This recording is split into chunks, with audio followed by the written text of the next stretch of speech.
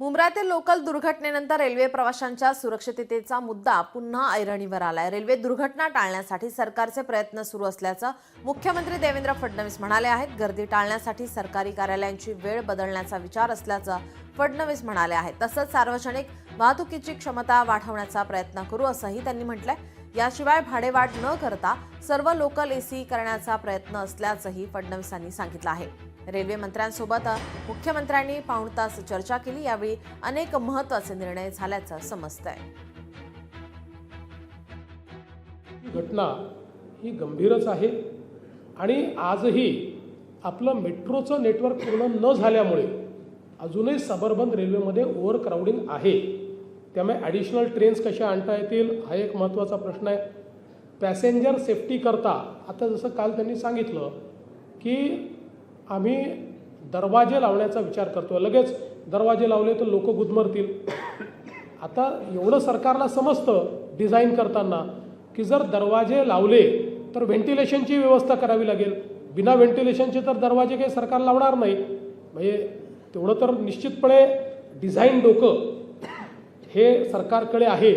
एवढंच नाही तर आता त्यांचा प्रयत्न आहे की मोठ्या प्रमाणात आपल्याकडे एसी ट्रेन्स द्यायच्या आणि या दरवाजावाल्या एसी ट्रेन्स द्यायच्या आणि एसी ट्रेन देताना भाडं न वाढवता त्या एसी ट्रेन्स द्यायच्या अशा प्रकारचंही त्या ठिकाणी केंद्रीय रेल्वे मंत्र्यांनी त्याचा प्लॅन तयार केलेला आहे। आज सकाळी काही माध्यमांमध्ये मी बघत होतो की रेल्वे मंत्र्याची असंवेदनशीलता आहे वगैरे। मुळात काल रेल्वे मंत्री माझ्याशी जवळपास पाऊण तास चर्चा करत होते। त्यातल्या अडचणी काय आहेत याही त्यांनी समजून सांगितल्या, उपाययोजना काय आहेत याही त्यांनी सांगितल्या। आणि आपण जर बघितलं तर सबअर्बन रेल्वेवरही सर्वात जास्त गुंतवणूक ही मोदी सरकारच्या काळात झाली आहे। यावर सामान्य नागरिकांच्या प्रतिक्रिया समोर येतात, आपण पाहूया। मुख्यमंत्री साहेबांचा हा जो निर्णय आहे ह्याला माझा 100% पाठिंबा आहे। सर्व मुंबईकरांसाठी अत्यंत हिताचा असा विचार मुख्यमंत्र्यांनी केला आहे आणि त्याची अंमलबजावणी होणं ही देखील तितकीच गरजेचं आहे। कारण सामान्य मुंबईकर जो आहे त्याचा प्रवास सुखी करण्याचा प्रयत्न मुख्यमंत्र्यांकडून करण्याचा विचार देखील करणं म्हणजे अतिशय चांगली बाब आहे।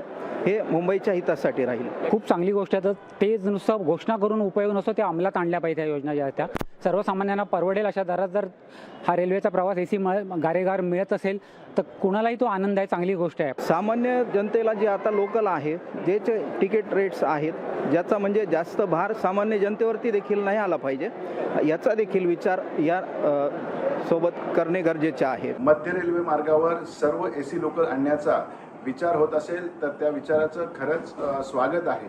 परंतु या आणत असताना त्या एसी लोकलचं भाडं हे सर्वसामान्य प्रवाशांना परवडणारं असलं पाहिजे आणि प्रायोगिक तत्वावर आत्ता सुरू असलेल्या ज्या एसी लोकल आहेत त्याचं भाडं देखील त्वरित कमी केलं पाहिजे आणि सर्वसामान्य प्रवासी जेव्हा ह्या एसी लोकलमध्ये प्रवास करेल तेव्हा उद्भवणाऱ्या गर्दीमुळे त्या एसी लोकलचे दरवाजे बंद होतात की नाही हे पण पाहणं गरजेचं आहे। आत्ता जर अपघातांची मालिका थांबवायची असेल तर तातडीने लोकल फेऱ्या वाढल्या पाहिजेत।